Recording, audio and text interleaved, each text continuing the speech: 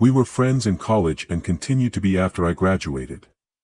Notice that I said, I. He dropped out after 2 years of barely cutting it. After I moved out of the dorms and into a small apartment, I didn't see Peter as much. We would talk online every now and then. AIM was king in pre-Facebook years. There was a period where he wasn't online for about 5 weeks straight. I wasn't worried. He was a pretty notorious flake and drug addict, so I assumed he just stopped caring. Then one night I saw him log on. Before I could initiate a conversation, he sent me a message. "David, man, we need to talk." That was when he told me about the NoEnd house. It got that name because no one had ever reached the final exit. The rules were pretty simple and cliché: reach the final room of the building and you win $500. There were 9 rooms in all. The house was located outside the city, roughly 4 miles from my house. Apparently Peter had tried and failed. He was a heroin and who knows what the fuck addict, so I figured the drugs got the best of him and he wigged out at a paper ghost or something. He told me it would be too much for anyone. That it was unnatural. I didn't believe him. I told him I would check it out the next night, and no matter how hard he tried to convince me otherwise, $500 sounded too good to be true. I had to go. I set out the following night. When I arrived, I immediately noticed something strange about the building. Have you ever seen or read something that shouldn't be scary, but for some reason a chill crawls up your spine? I walked toward the building and the feeling of uneasiness only intensified as I opened the front door. My heart slowed and I let a relieved sigh leave me as I entered. The room looked like a normal hotel lobby decorated for Halloween. A sign was posted in place of a worker. It read, "Room 1 this way. 8 more follow. Reach the end and you win." I chuckled and made my way to the first door. The first area was almost laughable. The decor resembled the Halloween aisle of a Kmart, complete with sheet ghosts and animatronic zombies that gave a static growl when you passed by. At the far end was an exit. It was the only door besides the one I entered through. I brushed through the fake spider webs and headed for the second room. I was greeted by fog as I opened the door to room 2. The room definitely upped the ante in terms of technology. Not only was there a fog machine, but a bat hung from the ceiling and flew in a circle. Scary. They seemed to have a Halloween soundtrack that one would find in a 99-cent store on loop somewhere in the room. I didn't see a stereo, but I guessed they must have used a PA system. I stepped over a few toy rats that wheeled around and walked with a puffed chest across to the next area. I reached for the doorknob and my heart sank to my knees. I did not want to open that door. A feeling of dread hit me so hard I could barely even think. Logic overtook me after a few terrified moments, and I shook it off and entered the next room. Room 3 is when things began to change. On the surface, it looked like a normal room. There was a chair in the middle of the wood-paneled floor. A single lamp in the corner did a poor job of lighting the area, casting a few shadows across the floor and walls. That was the problem. Shadows. Plural. With the exception of the chairs, there were others. I had barely walked in the door and I was already terrified. It was at that moment that I knew something wasn't right. I didn't even think as I automatically tried to open the door I came through. It was locked from the other side. That set me off. Was someone locking the doors as I progressed? There was no way. I would have heard them. Was it a mechanical lock that set automatically? Maybe. But I was too scared to really think. I turned back to the room and the shadows were gone. The chair's shadow remained, but the others were gone. I slowly began to walk. I used to hallucinate when I was a kid, so I wrote off the shadows as a figment of my imagination. I began to feel better as I made it to the halfway point of the room. I looked down as I took my steps and that's when I saw it. Or didn't see it. My shadow wasn't there. I didn't have time to scream. I ran as fast as I could to the other door and flung myself without thinking into the room beyond. The fourth room was possibly the most disturbing. As I closed the door, all light seemed to be sucked out and put back into the previous room. I stood there, surrounded by darkness, not able to move. I'm not afraid of the dark and never have been, but I was absolutely terrified. All sight had left me. I held my hand in front of my face, and if I didn't know what I was doing, I would never have been able to tell. Darkness doesn't describe it. I couldn't hear anything. It was dead silence. When you're in a soundproof room, you can still hear yourself breathing. You can hear yourself being alive. I couldn't. I began to stumble forward after a few moments, my rapidly beating heart the only thing I could feel. There was no door in sight. Wasn't even sure there was one this time. The silence was then broken by a low hum. I felt something behind me. I spun around wildly but could barely even see my nose. I knew it was there, though. Regardless of how dark it was, I knew something was there. The hum grew louder, closer. It seemed to surround me, but I knew whatever was causing the noise was in front of me, inching closer. I took a step back. I had never felt that kind of fear. I can't really describe true fear. I wasn't even scared I was going to die, I was scared of what the alternative was. I was afraid of what this thing had in store for me. Then the lights flashed for a second and I saw it. Nothing. I saw nothing, and I know I saw nothing there. The room was again plunged into darkness and the hum became a wild screech. I screamed in protest. I couldn't hear this goddamn sound for another minute. I ran backwards, away from the noise, and fumbled for the door handle. I turned and fell into room 5.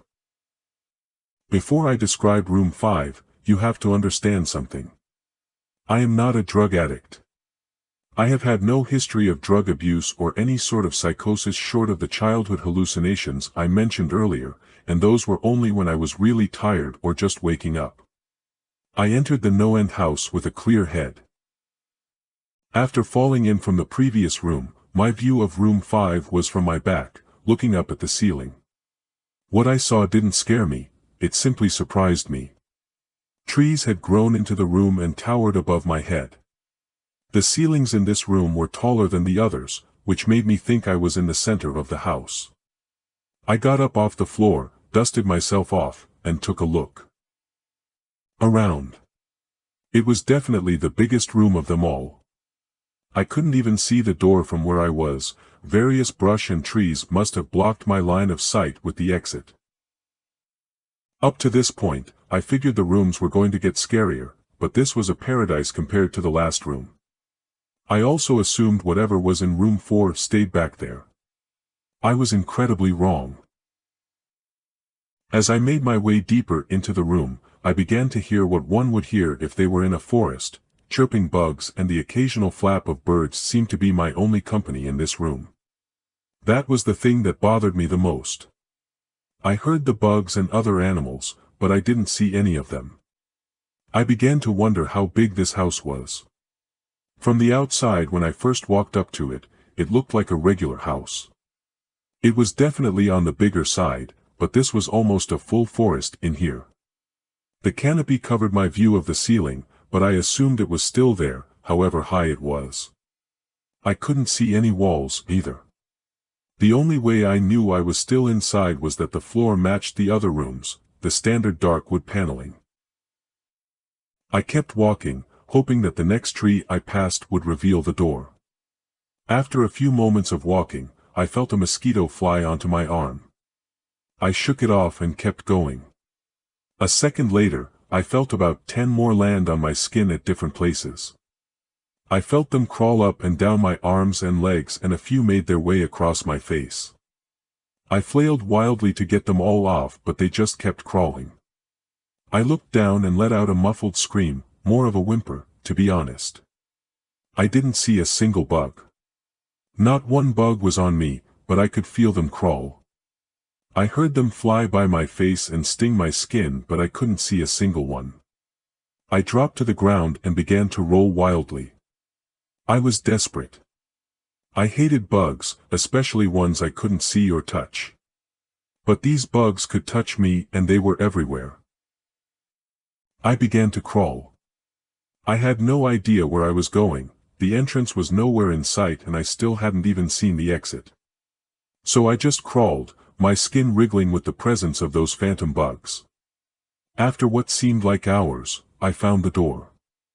I grabbed the nearest tree and propped myself up, mindlessly slapping my arms and legs to no avail. I tried to run, but I couldn't. My body was exhausted from crawling and dealing with whatever it was that was on me.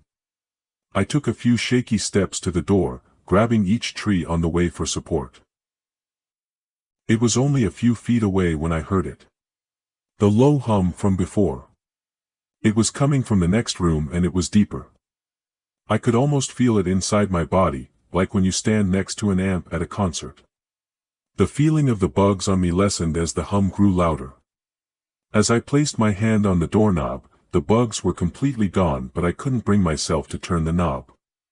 I knew that if I let go, the bugs would return, and there was no way I would make it back to room 4. I just stood there, my head pressed against the door marked 6 and my hand shakily grasping the knob. The hum was so loud I couldn't even hear myself pretend to think. There was nothing I could do but move on. Room 6 was next, and room 6 was hell. I closed the door behind me, my eyes held shut and my ears ringing. The hum was surrounding me. As the door clicked into place, the hum was gone. I opened my eyes in surprise, and the door I had shut was gone. It was just a wall now. I looked around in shock. The room was identical to room 3, the same chair and lamp, but with the correct amount of shadows this time. The only real difference was that there was no exit door, and the one I came in through was gone. As I said before, I had no previous issues in terms of mental instability, but at that moment I fell into what I now know was insanity. I didn't scream. I didn't make a sound. At first I scratched softly. The wall was tough, but I knew the door was there somewhere. I just knew it was. I scratched at where the doorknob was. I clawed at the wall frantically with both hands, my nails being filed down to the skin against the wood. I fell silently to my knees, the only sound in the room the incessant scratching against the wall. I knew it was there. The door was there, I knew it was just there. I knew if I could just get past this wall. Are you all right? I jumped off the ground and spun in one motion. I leaned against the wall behind me and I saw what it was that spoke to me. To this day I regret ever turning around. There was a little girl. She was wearing a soft, white dress that went down to her ankles. She had long blonde hair to the middle of her back and white skin and blue eyes. She was the most frightening thing I had ever seen, and I know that nothing in my life will ever be as unnerving as what I saw in her. While looking at her, I saw something else. Where she stood I saw what looked like a man's body, only larger than normal and covered in hair. He was naked from head to toe, but his head was not human and his toes were hooves. It wasn't the devil, but at that moment it might as well have been. The form had the head of a ram and the snout of a wolf. It was horrifying, and it was synonymous with the little girl in front of me. They were the same form. I can't really describe it, but I saw them at the same time. They shared the same spot in that room, but it was like looking at two separate dimensions. When I saw the girl I saw the form, and when I saw the form I saw the girl. I couldn't speak. I could barely even see. My mind was revolting against what it was attempting to process. I had been scared before in my life, and I had never been more scared than when I was trapped in the 4th room, but that was before room 6. I just stood there, staring at whatever it was that spoke to me. There was no exit. I was trapped here with it. And then it spoke again. David, you should have listened. When it spoke, I heard the words of the little girl, but the other form spoke through my mind in a voice I won't attempt to describe. There was no other sound. The voice just kept repeating that sentence over and over in my mind, and I agreed. I didn't know what to do. I was slipping into madness, yet couldn't take my eyes off what was in front of me. I dropped to the floor. I thought I had passed out, but the room wouldn't let me. I just wanted it to end. I was on my side, my eyes wide open and the form staring down at me. Scurrying across the floor in front of me was one of the battery-powered rats from the second room. The house was toying with me. But for some reason, seeing that rat pulled my mind back from whatever depths it was headed, and I looked around the room. I was getting out of there. I was determined to get out of that house and live and never think about this place again. I knew this room was hell and I wasn't ready to take up a residency. At first, it was just my eyes that moved. I searched the walls for any kind of opening. The room wasn't that big, so it didn't take long to soak up the entire layout. The demon still taunted me, the voice growing louder as the form stayed rooted where it stood. I placed my hand on the floor, lifted myself up to all four and turned to scan the wall behind me. Then I saw something I couldn't believe. The form was now right at my back, whispering into my mind how I shouldn't have come. I felt its breath on the back of my neck, but I refused to turn around. A large rectangle was scratched into the wood, with a small dent chipped away in the center of it. Right in front of my eyes I saw the large 7 I had mindlessly etched into the wall. I knew what it was. Room 7 was just beyond that wall where room 5 was moments ago. I don't know how I had done it, maybe it was just my state of mind at the time, but I had created the door. I knew I had. In my madness, I had scratched into the wall what I needed the most, an exit to the next room. Room 7 was close. I knew the demon was right behind me, but for some reason it couldn't touch me. I closed my eyes and placed both hands on the large 7 in front of me. I pushed. I pushed as hard as I could. The demon was now screaming in my ear. It told me I was never leaving. It told me that this was the end, but I wasn't going to die, I was going to live there in room 6 with it. I wasn't. I pushed and screamed at the top of my lungs. I knew I was going to push through the wall eventually. I clenched my eyes shut and screamed, and the demon was gone. I was left in silence. I turned around slowly and was greeted by the room as it was when I entered, just a chair and a lamp. I couldn't believe it, but I didn't have time to well. I turned back to the 7 and jumped back slightly. What I saw was a door. It wasn't the one I had scratched in, but a regular door with a large 7 on it. My whole body was shaking. It took me a while to turn the knob. I just stood there for a while, staring at the door. I couldn't stay in room 6. I couldn't. But if this was only room 6, I couldn't imagine what 7 had in store. I must have stood there for an hour, just staring at the 7. Finally, with a deep breath, I twisted the knob and opened the door to room 7. I stumbled through the door mentally exhausted and physically weak. The door behind me closed and I realized where I was. I was outside. Not outside like room 5, but actually outside. My eyes stung. I wanted to cry. I fell to my knees and tried, but I couldn't. I was finally out of that hell. I didn't even care about the prize that was promised. I turned and saw that the door I just went through was the entrance. I walked to my car and drove home, thinking of how nice a shower sounded. As I pulled up to my house, I felt uneasy. The joy of leaving NoEnd house had faded and dread was slowly building in my stomach. I shook it off as residual from the house and made my way to the front door. I entered and immediately went up to my room. There on my bed was my cat, Baskerville. He was the first living thing I had seen all night and I reached to pet him. He hissed and swiped at my hand. I recoiled in shock, as he had never acted like that. I thought, whatever, he's an old cat. I jumped in the shower and got ready for what I was expecting to be a sleepless night. After my shower, I went to the kitchen to make something to eat.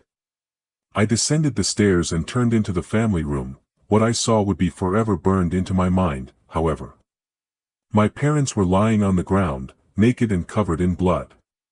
They were mutilated to near unidentifiable states.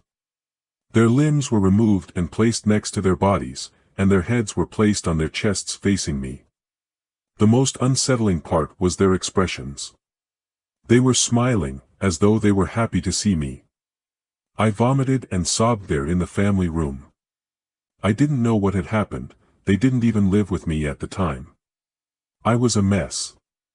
Then I saw it, a door that was never there before. A door with a large 8 scrawled on it in blood. I was still in the house. I was standing in my family room, but I was in room 7. The faces of my parents smiled wider as I realized this. They weren't my parents, they couldn't be, but they looked exactly like them. The door marked 8 was across the room, behind the mutilated bodies in front of me. I knew I had to move on, but at that moment I gave up. The smiling faces tore into my mind, they grounded me where I stood. I vomited again and nearly collapsed. Then the hum returned. It was louder than ever and it filled the house and shook the walls. The hum compelled me to walk. I began to walk slowly, making my way closer to the door and the bodies. I could barely stand, let alone walk, and the closer I got to my parents the closer I came to suicide. The walls were now shaking so hard it seemed as though they were going to crumble, but still the faces smiled at me.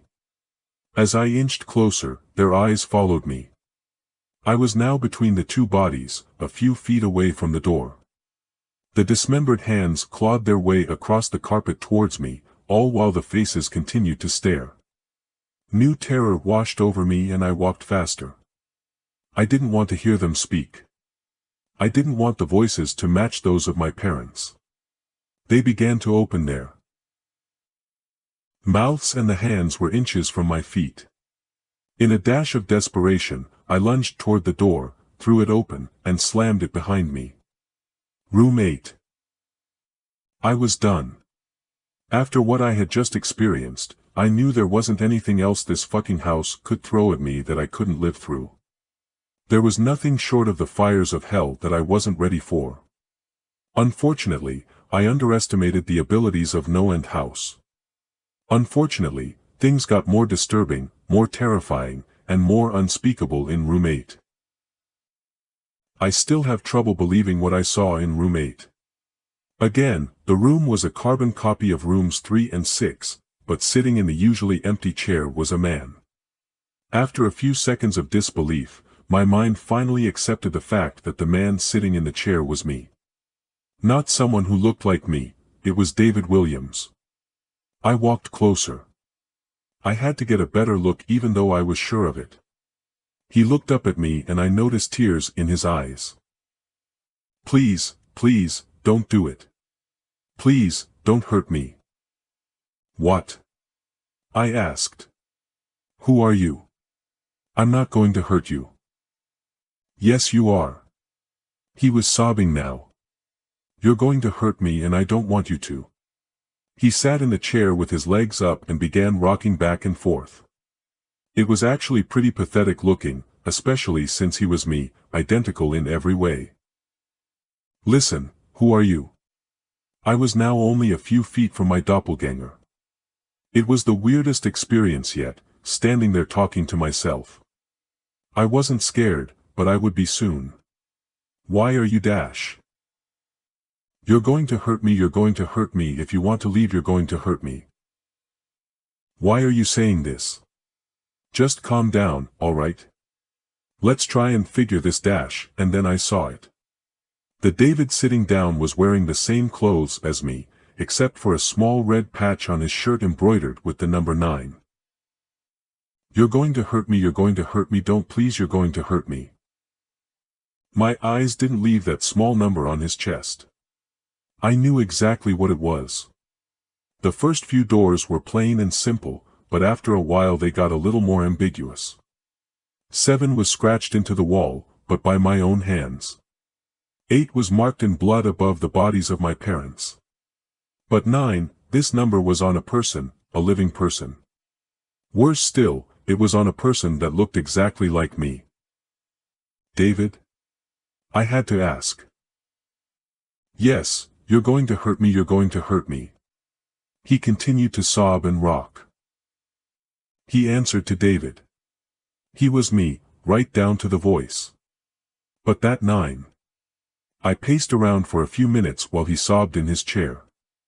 The room had no door and, similarly to room 6, the door I came through was gone. For some reason, I assumed that scratching would get me nowhere this time. I studied the walls and floor around the chair, sticking my head underneath and seeing if anything was below. Unfortunately, there was. Below the chair was a knife. Attached was a tag that read, "To David, from management." The feeling in my stomach as I read that tag was something sinister. I wanted to throw up, and the last thing I wanted to do was remove that knife from under that chair. The other David was still sobbing uncontrollably. My mind was spinning into an attic of unanswerable questions. Who put this here and how did they get my name? Not to mention the fact that as I knelt on the cold wood floor I also sat in that chair, sobbing in protest of being hurt by myself. It was all too much to process. The house and the management had been playing with me this whole time. My thoughts for some reason turned to Peter and whether or not he got this far. If he did, if he met a Peter Terry sobbing in this very chair, rocking back and forth. I shook those thoughts out of my head, they didn't matter. I took the knife from under the chair and immediately the other David went quiet. David, he said in my voice, what do you think you're going to do? I lifted myself from the ground and clenched the knife in my hand. I'm going to get out of here. David was still sitting in the chair, though he was very calm now. He looked up at me with a slight grin. I couldn't tell if he was going to laugh or strangle me. Slowly, he got up from the chair and stood, facing me. It was uncanny. His height and even the way he stood matched mine. I felt the rubber hilt of the knife in my hand and gripped it tighter. I don't know what I was planning on doing with it, but I had a feeling I was going to need it. Now, his voice was slightly deeper than my own. I'm going to hurt you. I'm going to hurt you and I'm going to keep you here. I didn't respond. I just lunged and tackled him to the ground. I had mounted him and looked down, knife poised and ready. He looked up at me, terrified. It was like I was looking in a mirror. Then the hum returned, low and distant, though I still felt it deep in my body. David looked up at me as I looked down at myself. The hum was getting louder and I felt something inside me snap. With one motion, I slammed the knife into the patch on his chest and ripped down. Blackness fell on the room and I was falling. The darkness around me was like nothing I had experienced up to that point. Room 4 was dark, but it didn't come close to what was completely engulfing me. I wasn't even sure if I was falling after a while. I felt weightless, covered in dark. Then a deep sadness came over me. I felt lost, depressed, and suicidal. The sight of my parents entered my mind. I knew it wasn't real, but I had seen it and the mind has trouble differentiating between what is real and what isn't. The sadness only deepened. I was in room 9 for what seemed like days. The final room. And that's exactly what it was, the end. NoEnd house had an end and I had reached it. At that moment, I gave up. I knew I would be in that in-between state forever, accompanied by nothing but darkness. Not even the hum was there to keep me sane. I had lost all senses. I couldn't feel myself. I couldn't hear anything. Sight was completely useless here. I searched for a taste in my mouth and found nothing.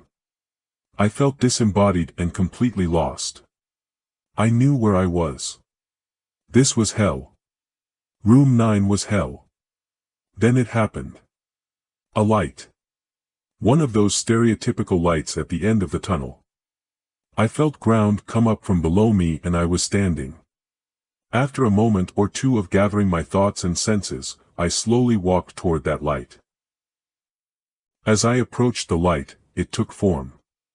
It was a vertical slit down the side of an unmarked door.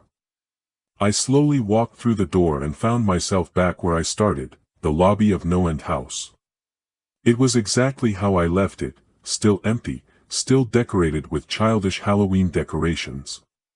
After everything that had happened that night, I was still wary of where I was. After a few moments of normalcy, I looked around the place trying to find anything different. On the desk was a plain white envelope with my name handwritten on it. Immensely curious, yet still cautious, I mustered up the courage to open the envelope. Inside was a letter, again handwritten. David Williams, congratulations. You have made it to the end of NoEnd house. Please accept this prize as a token of great achievement. Yours forever, management. With the letter were 5 $100 bills. I couldn't stop laughing. I laughed for what seemed like hours. I laughed as I walked out to my car and laughed as I drove home. I laughed as I pulled into my driveway. I laughed as I opened my front door to my house and laughed as I saw the small 10 etched into the wood.